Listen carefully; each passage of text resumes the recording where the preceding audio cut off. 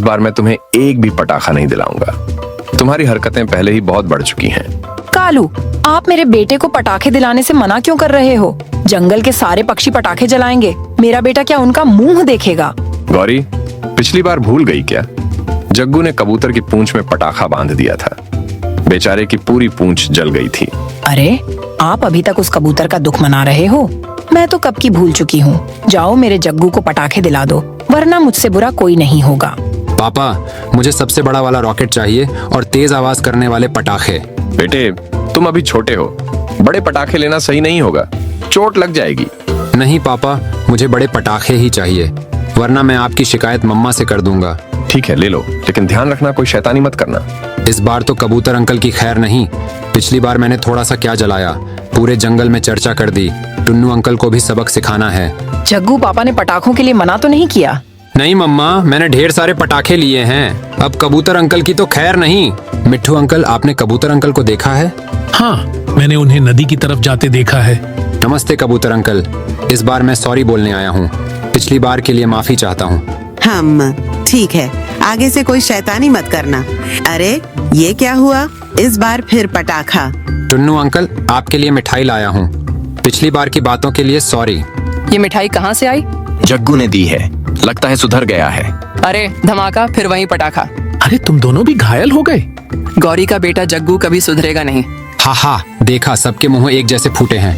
गौरी, तुम्हारा बेटा बहुत बड़ी शैतानी कर रहा है। अब बच्चे शैतानी नहीं करेंगे तो क्या हम बड़े करेंगे? जग्गू, आजा, दिए जलाते हैं। जग्गू, ये तूने क्या किया? सारे पटाखे जल गए। गौरी, अब समझ आई उन तीनों को भी कितनी चोट लगी होगी। अब मैं समझ गई कि बच्चों को शैतानी सिखाने के बजाय अच्छी बातें सिखानी चाहिए। एक बार की बात है, एक पेड़ पर एक चिड़िया घोंसला बनाकर अपने 2 बच्चों के साथ रहती थी। उसके बच्चे बहुत छोटे थे, इसीलिए अभी वो उड़ नहीं पाते थे। उनका पेट भरने के लिए उनकी माँ बहुत दूर से दाने को बटोर कर अपनी चोंच में ले आकर उनके मुंह में डाल देती। इसी प्रकार से उन 2 बच्चों का पेट भरता था। पहले उनकी माँ सुबह जाकर दाना लाती, अपने बच्चों का पेट भरती, उसके बाद दोपहर में, उसके बाद शाम को, और फिर शाम को दोबारा जाकर रात के लिए कुछ दाना बटोर कर अपने घोंसले में रखती। इस भाग दौड़ में चिड़िया पूरी तरह से थक जाती थी, इसीलिए इनकी दिनचर्या ये थी कि ये शाम को अपने बच्चे को उड़ना सिखाती थी और दोपहर में अपने बच्चों के साथ सोती थी ताकि उसकी थकान दूर हो सके। ऐसा कई महीनों तक चलता गया और एक दिन ऐसा आया जब वो दोनों चूजे बड़े हो गए, लेकिन उनकी माँ, वो दयालु चिड़िया, धीरे धीरे कर बुढ़ी हो गई।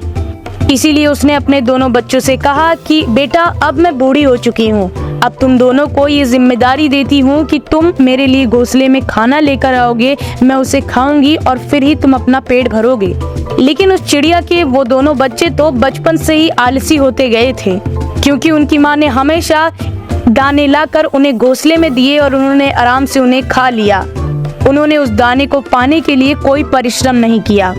इसीलिए अब वो उड़ना जानने के बावजूद भी उड़ना नहीं चाहते थे और अपनी माँ से उन्होंने कहा कि माँ, आप तो खामखा इतना परिश्रम करती थी हमारे लिए दाना लाने के लिए। हमारे पेड़ के नीचे ही देखिए इतना सारा दाना रखा हुआ है, उसे हम लेकर आते हैं और आपको दे देते हैं। आपका भी पेट आसानी से भर जाएगा और हम भी खा लेंगे। तब उनकी माँ ये बात अपने बच्चों को बताती हैं कि बेटा, अपनी जिंदगी में जो भी काम आपको आसान लगे वो हर दम गलत ही होता है और उसका परिणाम हर दम आपको बुरा ही मिलेगा। लेकिन अगर आपको काम करने में परिश्रम हो रहा है, वो काम ठीक तरह से होने में समय लग रहा है, तो आप एक अच्छी राह पर हैं और आप बड़ा ही सफल होंगे अपनी जिंदगी में। इतना सब जानने के बाद अब चिड़िया के दोनों बच्चे दूर से दाना लाने के लिए तैयार थे। वो कुछ दूर तक उड़ते हुए गए। तब उस चिड़िया के छोटे बेटे ने कहा कि भैया, वो देखो, आगे छत पर कितने सारे दाने पड़े हुए हैं। चलो आसानी से उसे ले जाकर अपनी माँ को दे देते हैं, फिर अपना भी पेट भर लेंगे। इसी के साथ बगल में देखो, पानी भी रखा हुआ है। तब उस चिड़िया के बड़े बेटे ने उनके माँ की बात उस छोटे बेटे को याद दिलाई। छोटे, लगता है तुम भूल गए कि माँ ने अभी अभी क्या कहा। जो चीज आपको आसानी में से मिल जाए वो चीज हरदम गलत ही होती है। और कुछ देर तक इस बात को पक्का साबित करने के लिए उनका बड़ा भाई वहीं पर बैठा रहा। थोड़ी देर बाद उस घर का मालिक आया अपने बड़े बेटे के साथ और कहने लगा कि मैंने तुम्हें कहा था ना कि दाना पानी ऐसे मत रखो, कोई भी चिड़िया नहीं आएगी। तब उस बच्चे ने कहा कि पिताजी, अगर मैं इस चीज को रोजाना ऐसे ही करता रहूंगा तो जरूर उन चिड़िया का दाना चुगने का डर अंदर से खत्म हो जाएगा और वो दाना चुगने के लिए आएंगे। तब मैं ऊपर से जाल फेंक दूंगा और वो फंस जाएंगे। ये सुनते ही वो दोनों चिड़िया तुरंत वहाँ से भाग जाती हैं। उन्होंने ऐसा ही किया और इसी वजह से वो सुरक्षित वापस घर लौट पाए। दोस्तों, इस कहानी से हमें ये सीख मिलती है कि कभी भी काम चोरी करने के लिए हमें सरल रास्ता नहीं अपनाना चाहिए, क्योंकि उसका हमें गलत ही परिणाम मिलता है। हरदम परिश्रम से अपने गोल को अचीव करना चाहिए ताकि हम जिंदगी में आगे बढ़ सकें। वीडियो पसंद आई हो, वीडियो को लाइक कर दीजिएगा, चैनल को सब्सक्राइब कर दीजिएगा।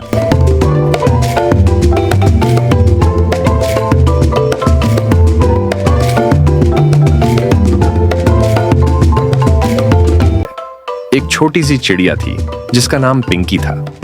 पिंकी अपने बच्चों के साथ एक छोटे से घोंसले में रहती थी जो एक पुराने पीपल के पेड़ पर था। उसकी जिंदगी बहुत कठिनाई भरी थी। वो बहुत गरीब थी। हर रोज खाने की तलाश में यहाँ वहाँ उड़ती रहती थी। अपने बच्चों का पेट भरने के लिए उसे काफी मशक्कत करनी पड़ती थी। पिंकी के 3 बच्चे थे, चिंकी, मिंकी और टिंकू। वे भी अपनी माँ की तरह भूख के कारण परेशान रहते थे। एक दिन पिंकी का सबसे बड़ा बच्चा चिंकी बोला, माँ, हमें रोज उड़ उड़ कर खाने की तलाश में जाना पड़ता है, लेकिन हमें कभी भी पेट भर खाना नहीं मिलता। क्या हम कुछ ऐसा नहीं कर सकते जिससे हमें रोज मेहनत न करनी पड़े? पिंकी ने गहरी सांस ली और कहा, बेटा, मैंने भी यही सोचा था, पर हमारे पास इतने साधन नहीं हैं कि हम कोई काम शुरू कर सकें। तभी मिंकी बोल पड़ा, माँ, मुझे याद है जब तुमने एक बार हमें मोमोज बनाकर खिलाए थे। वो बहुत स्वादिष्ट थे। क्या तुम मोमोज नहीं बना सकती? पिंकी को भी वो दिन याद आ गया जब उसने अपने बच्चों के लिए मोमोज बनाए थे। वो मोमोज इतने स्वादिष्ट थे कि बच्चों ने उनकी तारीफ करते करते उन्हें खत्म कर दिया था। पिंकी ने सोचा, शायद यही वो तरीका हो जिससे मैं कुछ कमा सकती हूँ। अगले दिन पिंकी ने अपने घोंसले के पास एक छोटा सा मोमोज का स्टॉल लगाया। उसके पास ज्यादा पैसे नहीं थे, लेकिन उसने जो भी थोड़ा बहुत बचाया था उससे कुछ आटा और सब्जियां खरीदी। उसके बच्चे भी उसकी मदद करने के लिए उत्साहित थे। चिंकी आटा गूंथता, मिंकी सब्जियां काटता और टिंकू मोमोज को स्टीम करने में मदद करता। पहले दिन बहुत कम लोग आए। पिंकी को थोड़ा निराशा हुई, लेकिन उसने हार नहीं मानी। वो अपने काम में लगी रही और हर दिन कोशिश करती रही। धीरे धीरे लोगों को उसके मोमोज का स्वाद पसंद आने लगा। एक दिन पिंकी के पास एक नया विचार आया। उसने सोचा, अगर मैं मोमोज के साथ कुछ और नया बनाऊं तो शायद और ज्यादा लोग आएंगे। उसे याद आया कि कुछ दिनों पहले उसने एक पानी पूरी वाला देखा था जो बहुत सारा पैसा कमा रहा था। उसने सोचा, क्यों ना मैं भी मोमोज के साथ पानी पूरी बेचूं। अगले दिन पिंकी ने अपने मोमोज स्टॉल के साथ पानी पूरी की शुरुआत की। उसने पानी पूरी का पानी भी बहुत खास तरीके से बनाया, जिसमें उसने अपने सीक्रेट मसाले डाले। लोग उसके स्टॉल पर आते और मोमोज के साथ पानी पूरी का भी मजा लेते। धीरे धीरे उसके स्टॉल पर लोगों की भीड़ बढ़ने लगी। पिंकी ने देखा कि उसके स्टॉल की लोकप्रियता तेजी से बढ़ रही थी। उसने सोचा, अगर मैं अपने मोमोज की कीमतें थोड़ी कम कर दूं और स्वाद भी बनाए रखूं तो और ज्यादा लोग मेरे पास आएंगे। उसने मोमोज की कीमतें बाकी दुकानों से कम रखी और स्वाद में कोई कमी नहीं आने दी। जल्द ही उसकी पानी पूरी और मोमोज की तारीफ पूरे शहर में फैल गई। लोग दूर दूर से उसके स्टॉल पर आने लगे। उसके मोमोज इतने सस्ते और स्वादिष्ट थे कि कोई भी उन्हें छोड़ नहीं सकता था। पिंकी ने कड़ी मेहनत की, लेकिन उसकी मेहनत रंग लाई। कुछ ही महीनों में उसकी हालत बदल गई। वो अब गरीब नहीं रही। उसने अपने बच्चों के साथ मिलकर अपनी दुकान को और भी बड़ा बना लिया। अब वो सिर्फ पानी पूरी और मोमोज ही नहीं, बल्कि कई और तरह के स्वादिष्ट खाने बेचने लगी। पिंकी की इस सफलता की कहानी ने बाकी चिड़ियों को भी प्रेरित किया। हर कोई उसकी मेहनत और आत्मविश्वास की तारीफ करता। वो अब सिर्फ एक मामूली चिड़िया नहीं थी, बल्कि पूरे शहर की सबसे सफल और मशहूर चिड़िया बन चुकी थी। पिंकी की कहानी से हमें यह सीखने को मिलता है कि चाहे हालात कितने भी मुश्किल क्यों ना हो, अगर हम मेहनत और आत्मविश्वास से काम करें तो सफलता जरूर मिलेगी। पिंकी ने अपने बच्चों के साथ मिलकर जिस तरह से अपने हुनर का सही उपयोग किया, वो हम सभी के लिए एक प्रेरणा है। आज पिंकी के स्टॉल के बाहर लोगों की लंबी कतारें लगती हैं। उसके मोमोज और पानी पूरी का स्वाद ऐसा है कि लोग उसकी तारीफ किए बिना नहीं रह सकते। वो अब अमीर हो चुकी है, लेकिन उसने अपनी सादगी और मेहनत करने का जज्बा कभी नहीं छोड़ा।